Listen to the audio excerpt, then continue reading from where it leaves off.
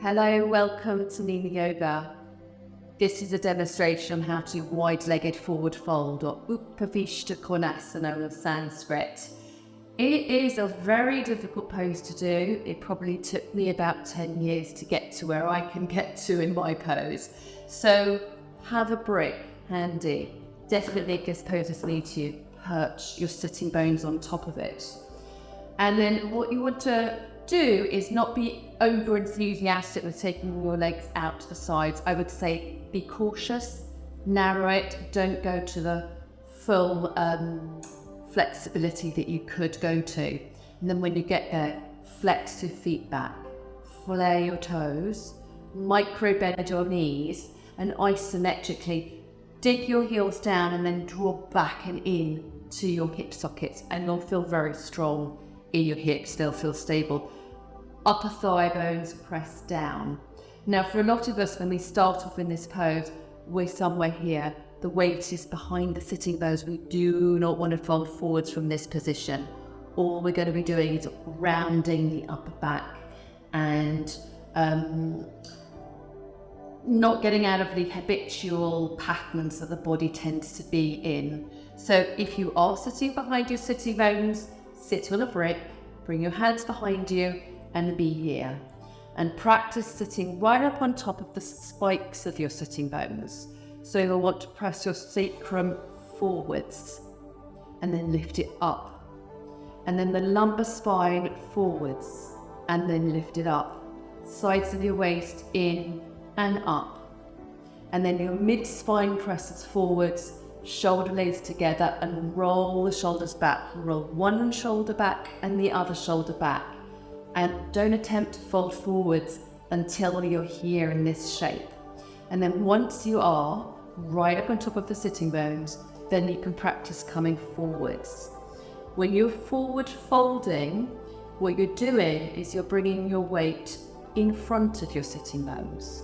So now the sacrum moves back, the tailbone moves back, your sitting bones move back. You can even bring the flesh back. Okay. You want to re-establish the heels down, flare your toes, draw energetically the feet in towards the hip sockets. Hands can be on the floor.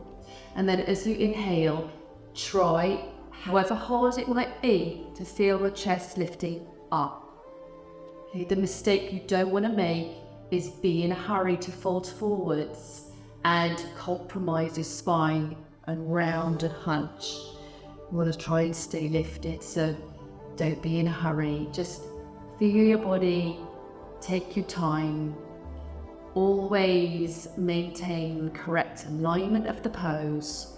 And then once you're there, you just breathe. Okay, and every time you breathe in, feel the chest lifting. Even if it doesn't physically lift, visualize it lifting. And then as you breathe out, reaffirm the base of your body and the strength of your legs. Belly to spine. And very slowly, over many years, you may be able to fold forwards with a long spine.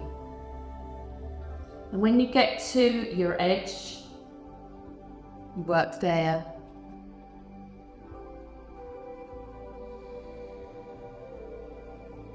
Be aware of what your neck is doing, what your head is doing. Try to keep your neck in line with the rest of your spine.